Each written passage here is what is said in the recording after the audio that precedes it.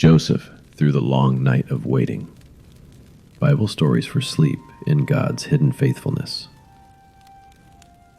Script. Tonight, let everything grow a little softer. Let the room around you become quiet. Let the weight of the day begin to loosen. Let every anxious thought slow down just a little. You do not need to solve anything right now. You do not need to carry every memory.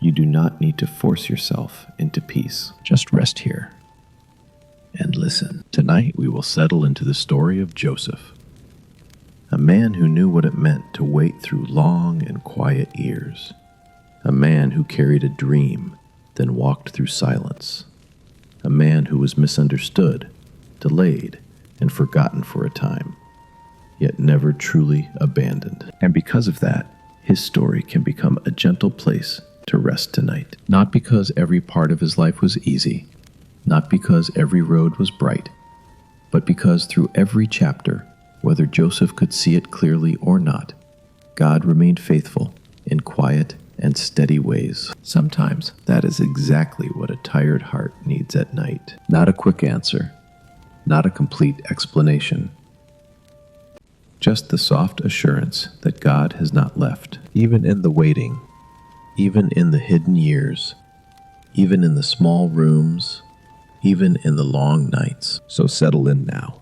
Picture a small prison window open to the night. Outside, the sky is dark and calm. Moonlight falls in a pale silver line across the floor. The air is cool. The walls are still. And there sits Joseph, not in panic, not in bitterness, not in despair, but in a deep and quiet place of waiting. He does not yet know how everything will unfold.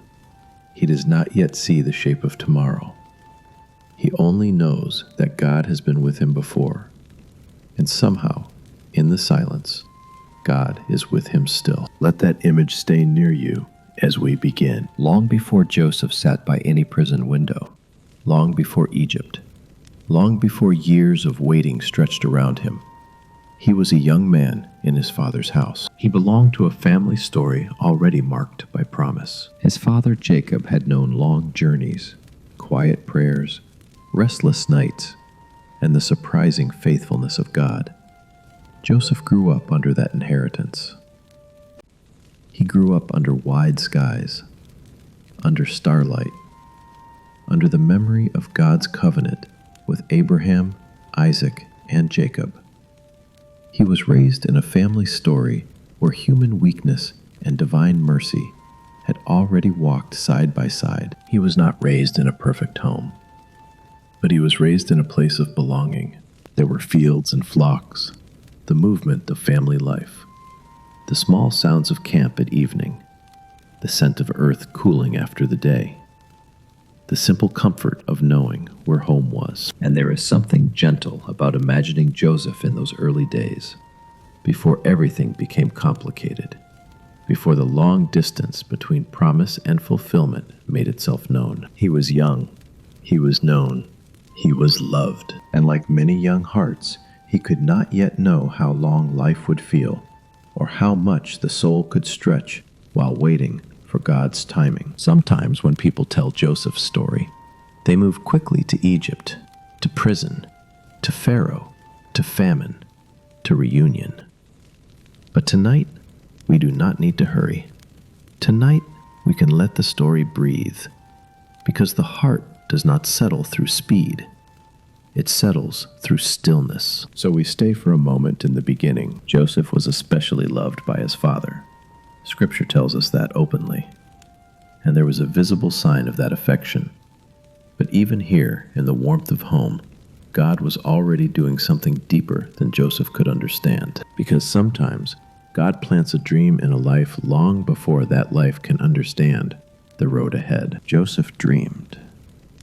Before the prison, before Egypt, before power, before wisdom had been shaped by sorrow, Joseph dreamed. One dream spoke in the language of sheaves gathered in the field, another in the language of the sun the moon and the stars. Even now, in the quiet of night, those images feel gentle. Wheat rising in an open field, light suspended in the heavens. Simple, beautiful, mysterious pictures. The kind that stay in the heart after waking. Joseph sensed that these dreams mattered, that they did not come from ordinary sleep alone, that somehow, in ways he could not yet explain, God was speaking. And yet dreams from God are often like seeds buried deep in the soil. They do not bloom all at once. They do not explain themselves in a day. They do not spare us from the long middle. Joseph could not know then what those dreams would cost him to carry. He could not know how often he would remember them in silence. He could not know that there would be nights when those early dreams would feel so far away that he might wonder whether he had ever understood them at all. But God knew. God knew the field and the prison. God knew the father's house and the courts of Pharaoh. God knew the ache of separation and the sweetness of reunion. God knew that what began in wonder would pass through waiting. And God was not unsettled by the distance between promise and fulfillment. That is often where the Lord is gentlest with us. In the distance we do not know how to measure. Joseph spoke of his dreams, and not everyone understood. We do not need to dwell on conflict tonight. It is enough to say that even among familiar faces, a person can sometimes feel strangely unseen. A dream can be real and still be misunderstood. A calling can be holy and still not be welcomed right away.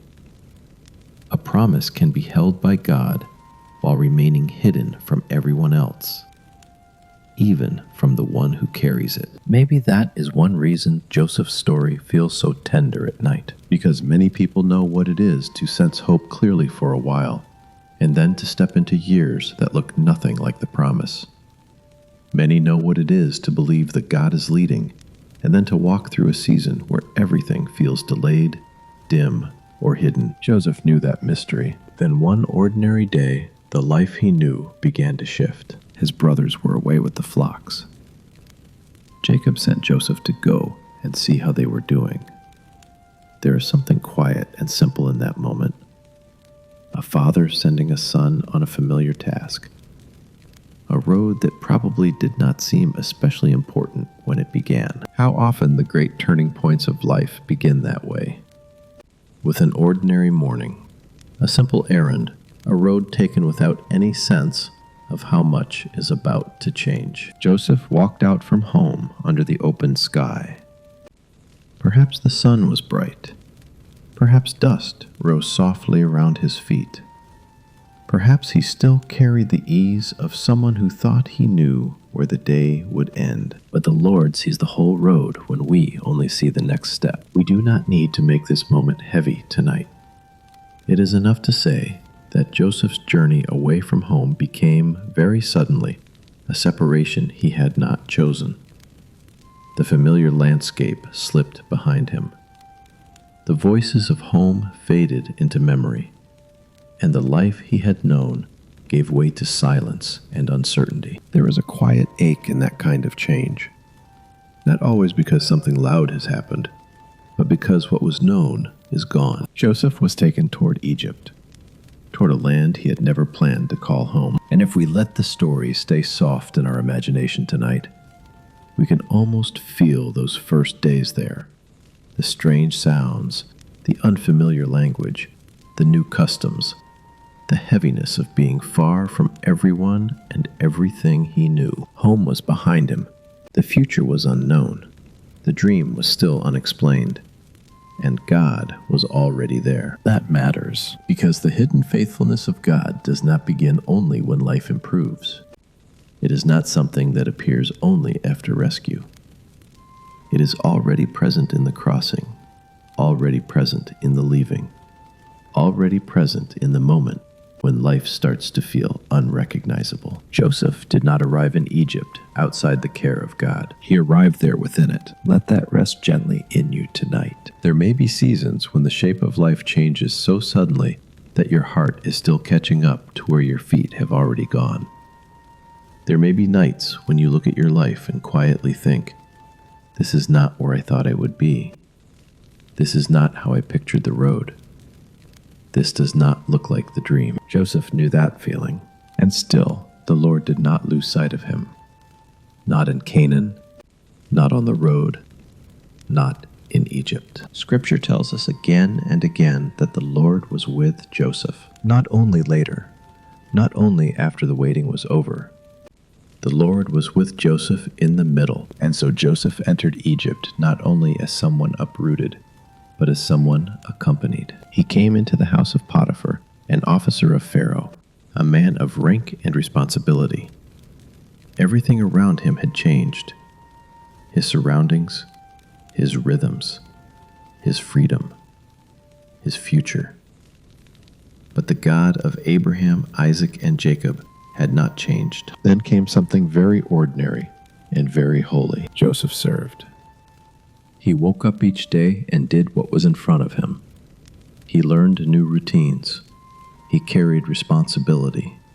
He lived faithfully in a place he had not chosen. It would have been understandable for his heart to withdraw, to say, since this is not the life I wanted, I will give my heart to nothing. But Joseph did not live that way. The Lord was with him, and that nearness shaped the way he moved through unwelcome days. This is one of the quiet wonders of Joseph's life. He did not become faithful only when his circumstances became meaningful. He was faithful while the meaning was still hidden. He worked with care. He acted with integrity. He became trustworthy. Over time, what was on Joseph's life could be seen. Potiphar noticed that the Lord was with him. There was a steadiness in Joseph, a grace, a wisdom, a reliability that made room for him. And so responsibility grew in his hands. Trust settled around him. He was placed over the household and over many things. Perhaps this is where some tired hearts listening tonight may feel especially understood, because Joseph's faithfulness in Potiphar's house was not the dramatic faithfulness of public victory. It was the quiet faithfulness of ordinary days, the kind no one celebrates at first, the kind that looks like showing up, doing what is right, carrying what is given, staying soft before God, and refusing to let hiddenness harden the soul. That kind of faithfulness is beautiful in the sight of heaven. There are seasons when holiness looks less like being seen and more like staying true in a room where almost no one knows your inner story. There are years when obedience is not loud. It is the simple choice to keep your heart open to God in an unchosen place. Joseph lived like that. He did not know how long Egypt would last. He did not know what God was building through those days. He only knew that God was with him and that the day in front of him deserved faithfulness. There is peace in that, not because it is easy, but because when the future is hidden, the soul can rest by giving itself to the grace of the present task. Joseph learned that, and maybe tonight, quietly, we learn it with him. Potiphar's house was not Joseph's home, but it became a place of preparation. The routines there shaped him. The responsibilities there trained him. The hiddenness there strengthened him. It is often in places we never would have chosen that God teaches the soul to become steady. Then another hard turn came. We do not need to dwell on the sharp edges here. It is enough to say that Joseph, though he had acted with integrity, was treated unjustly. The path of doing what was right did not immediately protect him from sorrow. In that moment, the reward for faithfulness was not relief. Joseph was placed in prison. For many people, this is one of the most difficult truths in his story. Not simply that suffering exists, but that a person can do what is right and still enter another season of waiting. Joseph must have felt the narrowing of life again. Another door closing, another future becoming smaller, another chapter looking nothing like the early dreams. Another silence. And yet Scripture says once more that the Lord was with Joseph. That sentence is like a quiet lamp in the dark. The Lord was with Joseph, not only in open fields, not only in a respected household, in prison too. So now we return to the image we have been carrying. Night has fallen. The prison is mostly still. There is a small opening high in the wall where moonlight enters. The floor is cool. The air is calm. Joseph sits near that pale silver light. He is not where he expected to be. He is not home. He is not free.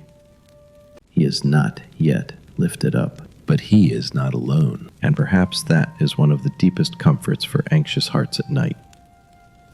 We do not always receive immediate explanations. We do not always receive quick rescue.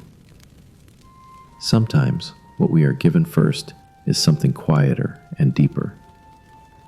The presence of God in the place we never wanted to be. Joseph learned to know God there. Can you imagine the stillness of those nights? No applause, no clear timeline, no easy answers, just long hours and the company of God. The moon moves slowly.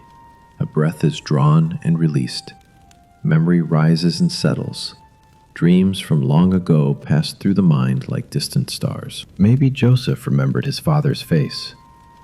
Maybe he remembered the sounds of camp back home.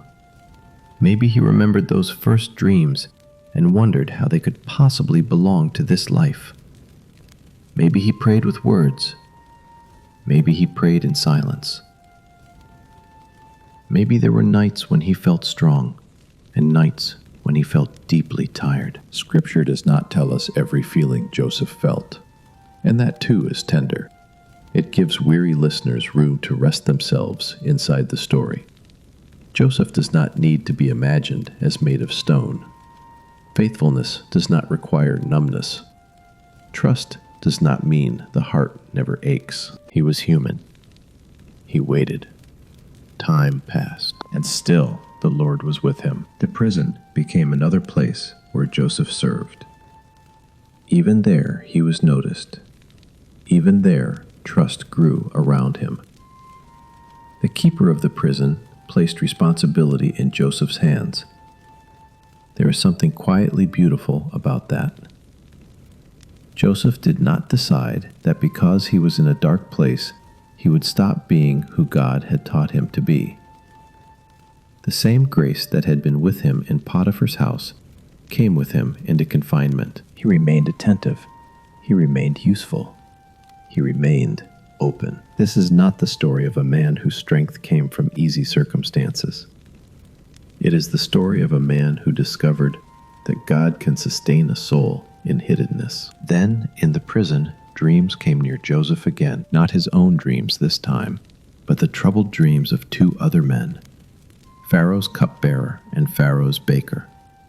Men who had once served near the king and now found themselves in their own uneasy night. Joseph noticed them. That detail matters. In his own waiting, he still had room to see the trouble on another person's face. That is a quiet kind of grace. He asked why they looked so troubled. He listened to them. And when they told him about their dreams, Joseph did not lift himself up. He pointed toward God. Interpretations belong to God, he said. Tell your dreams to me. Even after all the turns his own life had taken, Joseph had not turned inward so completely that he could no longer receive from God. His spirit was still open. The line between heaven and his listening heart had not been broken by delay. There was comfort in that. Waiting had not ruined him. Hiddenness had not emptied him. The long night had not cut him off from the voice of God. Joseph interpreted the dreams faithfully. The cupbearer would be restored. The baker would not. Joseph spoke with clarity, but not with pride. And when he told the cupbearer what would happen, he made one small request.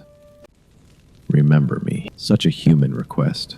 Such a tender one. Remember me. There was no drama in those words, no demand, just the quiet hope that perhaps at last the waiting might begin to move. Perhaps the season might change. Perhaps the prison door might open. The cupbearer was restored, just as Joseph had said. And then Joseph was forgotten. That line is painful because it is so familiar. To help and then be forgotten. To hope and then hear nothing. To think that maybe change is finally coming, only to find the silence stretching on. Scripture says that 2 full years passed. 2 full years. We do not need to rush past that. 2 full years of mornings and evenings. 2 full years of small routines. 2 full years of moonlight through the little window. 2 full years of unanswered questions.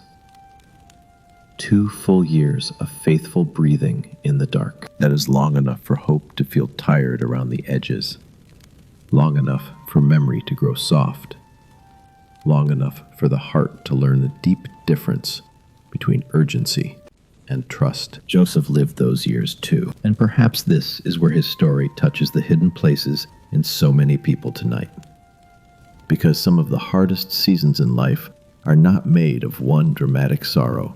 They are made of long continuance, long patience, long uncertainty, long nights. You may know what that feels like. To wait for healing, to wait for clarity, to wait for a door to open, to wait for grief to soften, to wait for a prayer to ripen, to wait for God's timing while the world around you keeps moving. Joseph knew that too.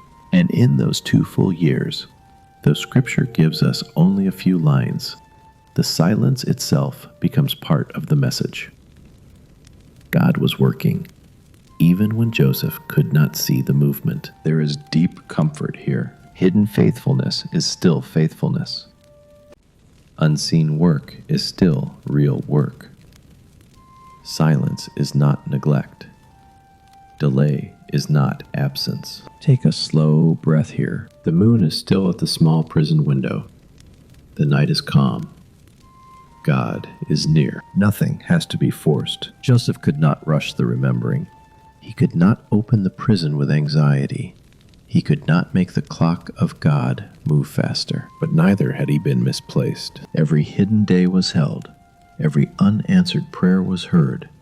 Every faithful act was seen. Then, when the time appointed by God had fully come, the stillness shifted. Pharaoh dreamed dreams again. Dreams reaching now into the life of a kingdom. Dreams of cows and grain. Dreams of fullness and hunger.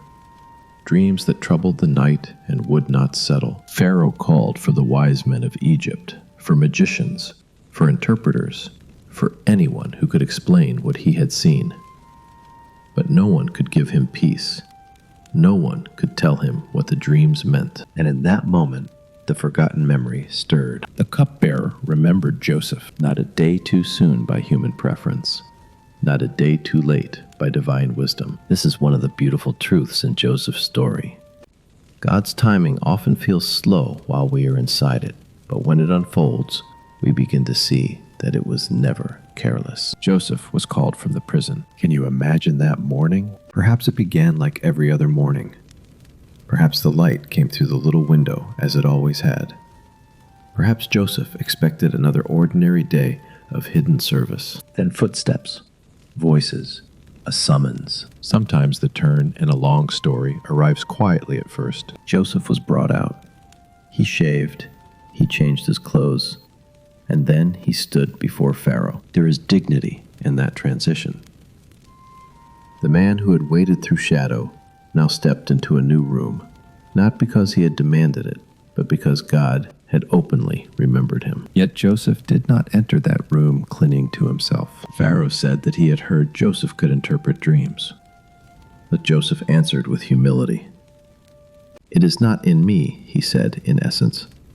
God will give Pharaoh an answer of peace. What a beautiful spirit these long years had formed. Not self-important, not eager to prove himself, not swollen by sudden opportunity. Calm, clear, God-centered. The years had ripened him. Maybe that is one of the quiet works of God in long seasons of delay. He does not only prepare the circumstance, he prepares the person.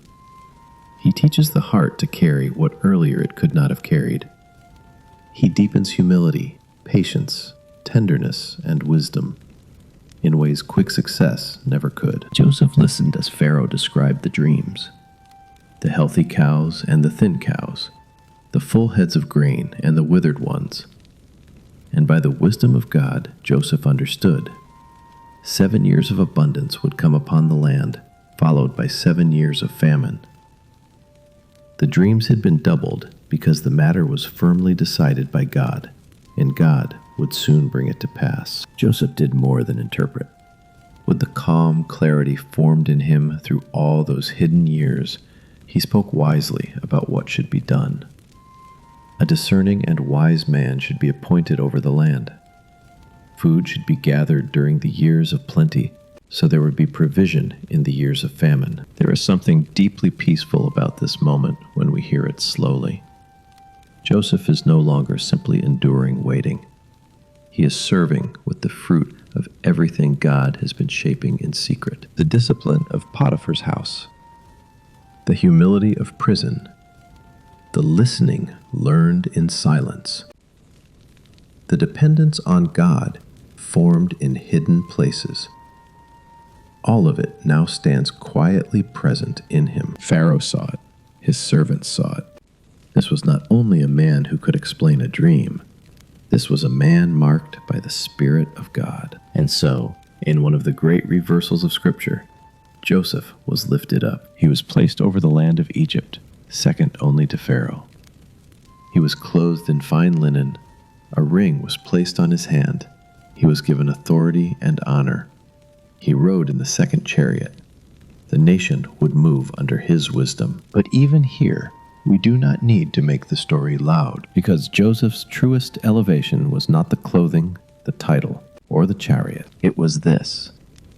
What God had planted in secret was now bearing visible fruit. The years had not been wasted. The waiting had not been empty. The prison had not been outside the plan. The forgotten years had not been forgotten by God. Let that become a resting place in your heart. There are seasons when the Lord is doing root work, hidden work, underground work. A tree does not apologize for the invisibility of its roots. Without them, it cannot stand in open weather.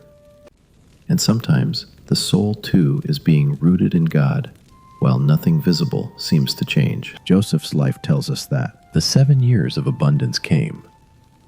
Joseph moved through them with wisdom. Grain was gathered in great measure, cities stored food.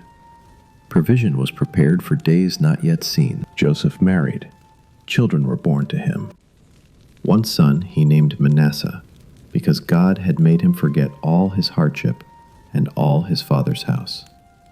The other he named Ephraim, because God had made him fruitful in the land of his affliction. Even the names of his sons feel like prayer turned into memory. Forgetfulness here does not mean that love was erased. It means that pain no longer ruled the heart. Fruitfulness does not mean affliction never happened. It means that God brought life even there. This is hidden faithfulness becoming visible mercy. Then the years of abundance passed, and the famine came, just as God had shown. It spread beyond Egypt into surrounding lands. And because grain had been stored, there was bread in Egypt, while many others felt the strain. People came from different places in search of food, and one day, among those who came, there were familiar faces, Joseph's brothers. Again, we hold this gently tonight. No need for sharp drama.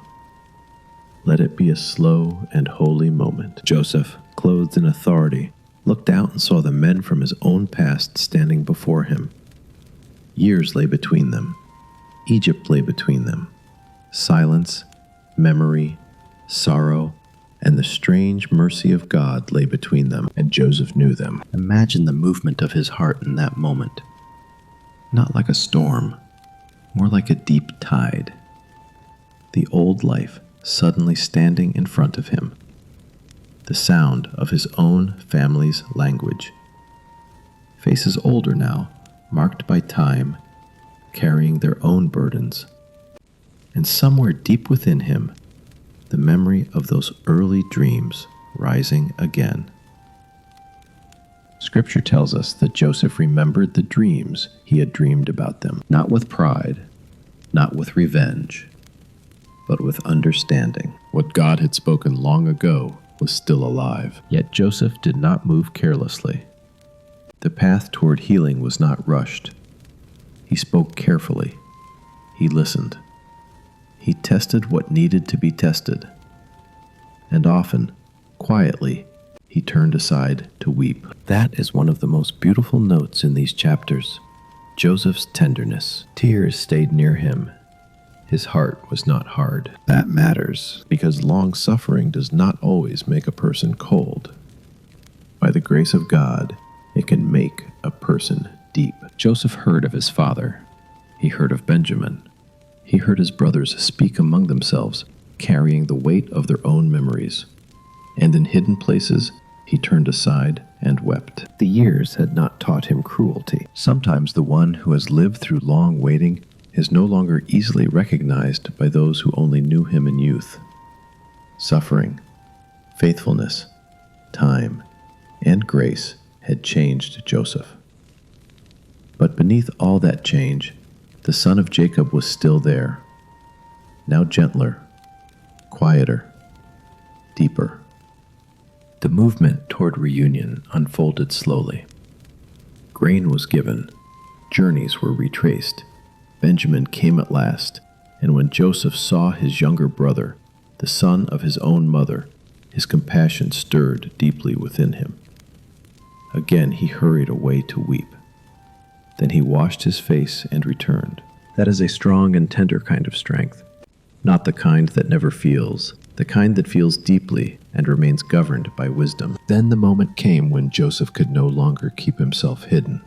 He sent the others out from the room. He raised his voice in weeping, and he made himself known to his brothers. I am Joseph. Simple words, holy words, restoring words. I am Joseph. Is my father still alive? His brothers were dismayed. Of course they were. Years of memory pressed close all at once. But Joseph answered them with comfort instead of vengeance. Do not be distressed, he said. Do not be angry with yourselves. God sent me before you to preserve life. He did not pretend nothing painful had happened. He did not call darkness light. But he saw a greater mercy holding the whole story. This is where Joseph's long night of waiting opens fully into peace. Not because every painful thing is erased, but because God's faithfulness has been woven through it all. Again and again, Joseph said it in different ways. God sent me before you. God made me lord over Egypt. God sent me before you to preserve a remnant and keep many alive. These are not the words of a man trapped in bitterness. These are the words of a man who has looked back over the hidden road and begun to see the footprints of God where once there had only seemed to be silence. Maybe some weary listener needs that hope tonight. Not the pressure to explain every wound. Not the pressure to feel thankful for pain before the heart is ready. But the quiet possibility that God is larger than the years we do not understand. That his faithfulness can move through sorrow, through human failure, through delay, and still bring preserving mercy. Joseph kissed his brothers and wept over them. He embraced Benjamin. The household of Pharaoh heard the news. The story widened into welcome. Wagons were sent. Invitations went out, and Jacob was told. That part of the story is tender too. An old father hearing that Joseph is still alive. At first his heart was numb. Then his spirit revived. He saw the wagons Joseph had sent. Hope, which had once been buried under years of grief, rose again, and Israel said, "It is enough. Joseph, my son, is still alive. I will go and see him before I die." There are moments of joy in Scripture that feel almost too soft to touch. This is one of them. An old father traveling toward reunion. A son waiting in Egypt. Years of sorrow not erased, but gathered into mercy. God proving in patient time that he had never forgotten the family of promise. Jacob came to Egypt.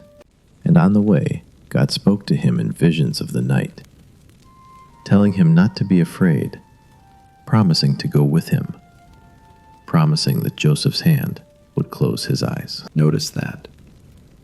Even late in the story, God still speaks in the night, still comforts, still guides with gentleness. The whole story carries that quiet texture, divine nearness in darkness. When Joseph went to meet his father in Goshen, he presented himself and fell on his neck and wept there for a long time. We can leave that scene right there in its tenderness. No need to make it bigger, no need to make it loud. Just father and son, reunited after long years, held inside the patient mercy of God. Jacob said that now he could die in peace, since he had seen Joseph's face again. The family settled in the land. Provision was given. Through the famine, Joseph continued to serve wisely under the trust God had placed in his hands. Yet through all those public responsibilities, the heart of the story remained deeply personal.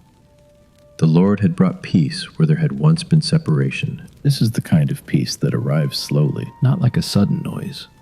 More like dawn entering a room.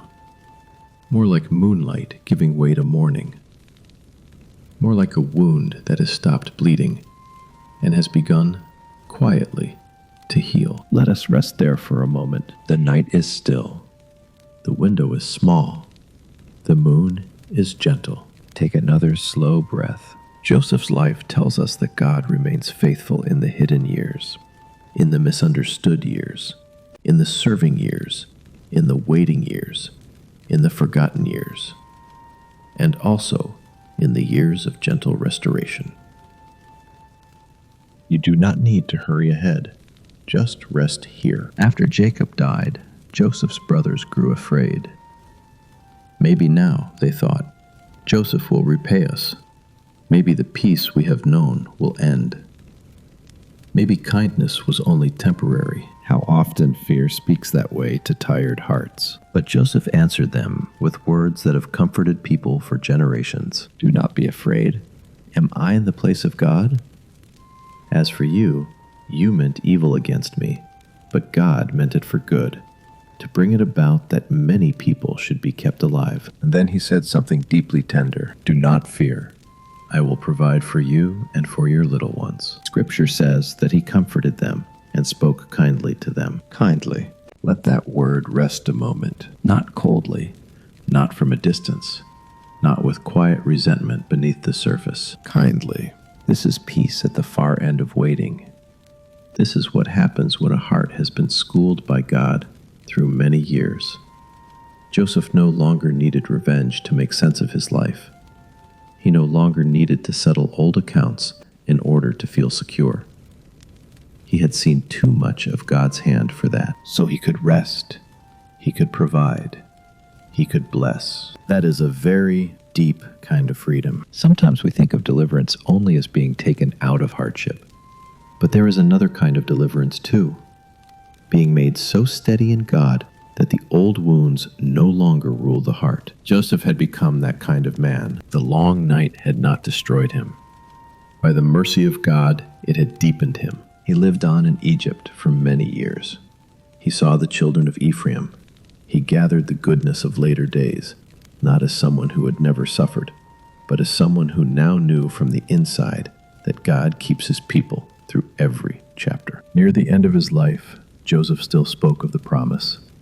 He said that God would surely visit his people and bring them up out of Egypt to the land he had sworn to Abraham, Isaac, and Jacob. Even in Egypt, even with honor, even after years of service there, Joseph remembered that the story was larger than his own lifetime. God's covenant would continue. God's purposes would outlive him. God's faithfulness would not end with Joseph. That too is restful, because it means the whole burden of the story was never sitting on Joseph's shoulders alone. God carries his own promises. God remembers his own covenant. God finishes what he begins. Joseph asked that when God visited his people, they would carry up his bones. It was an act of trust, a quiet reaching beyond his own last breath into the future faithfulness of God. Then Joseph died, having lived 110 years.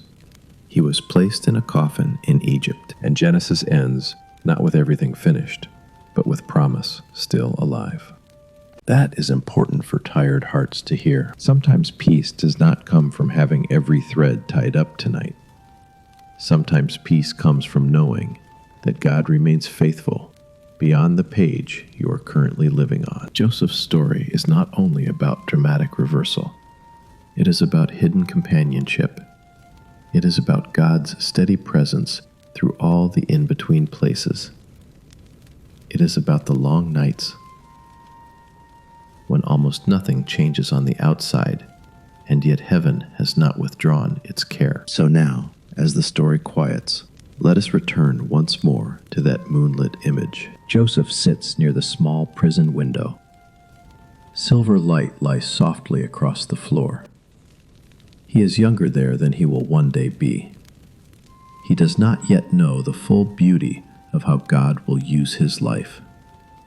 He does not yet know that reconciliation will come, that his Father will embrace him again, that nations will eat because of the wisdom God will place in his hands, that one day he will be able to look back and say, with humility and awe, God meant it for good. He only knows the night. He only knows waiting. He only knows that God has not let go of him. And perhaps that is enough for this moment. Maybe tonight you do not need the whole map either. Maybe you do not need to see the next 10 years. Maybe you do not need a full explanation for every delay, every detour, every misunderstood chapter. Maybe what your heart needs most is this quieter mercy. God is with you in the hidden place. God is with you in the waiting. God is with you in the room that feels small. God is with you when memory is tender. God is with you when the future is unclear. God is with you when your prayers feel simple and tired and wordless. God is with you in the long night. The faithfulness of God is not always loud enough to satisfy the mind, but it is deep enough to hold the soul. Joseph's life says so. There may be things in your story that do not make sense yet. There may be doors that never opened when you hoped they would. There may be places where you tried to be faithful and still felt overlooked. There may be losses you do not know how to name, and waiting you no longer know how to measure. The Lord is not confused by any of it. He sees the sheaves in the field and the grain in the storehouse. He sees the father's tent and the prison wall. He sees the brother's tears and the ruler's wisdom. He sees the whole road. And because he sees the whole road, you are safe letting him hold what you cannot yet understand. That is where sleep can begin sometimes. Not in certainty about everything, but in surrender to the one who has never lost the thread. So breathe again. Slowly, the moon is gentle. The room is still. The story has become a quiet shelter for the night. Joseph once lay far from home and was not forsaken. Joseph once served in obscurity and was not unseen. Joseph once waited in silence and was not forgotten. Joseph once wept in private and was still being led by God. Joseph once stood in sudden mourning after long darkness and discovered that no faithful year had been wasted. And you too are held by that same God. The God of Joseph does not sleep through the night watches. He does not misplace his children. He does not lose the promise in the middle years. He does not forget the one sitting quietly by the little window. He does not stop being faithful when life becomes hard to read. He remains. He remains when the house changes. He remains when the future narrows. He remains when the answer waits. He remains when tears come. He remains when memory aches. He remains when your strength feels thin. He remains Let that word become very soft inside you now. Remains. God remains. No striving now. No defending. No rehearsing tomorrow. Just resting. Resting in hidden faithfulness. Resting in gentle guidance. Resting in the God who was already in Egypt before Joseph arrived. Resting in the God who entered the prison without reluctance. Resting in the God who kept count of the 2 full years. Resting in the God who stirred memory at the right moment. Resting in the God who preserved life through wisdom shaped in secret. Resting in the God who healed a family slowly and kindly. Resting in the God who speaks peace at the end. Do not fear, Joseph said. I will provide for you and your little ones. How beautiful that sounds in the night. And behind Joseph's voice, hear the tenderness of God himself. The one who provides, the one who comforts, the one who speaks kindly to fearful hearts. He is not harsh with your weariness. He is not impatient with your waiting.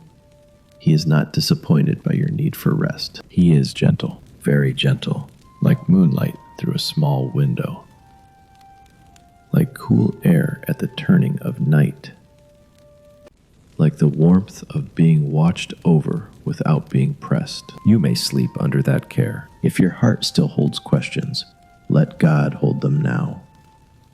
If your body still carries tension, let the bed beneath you bear it.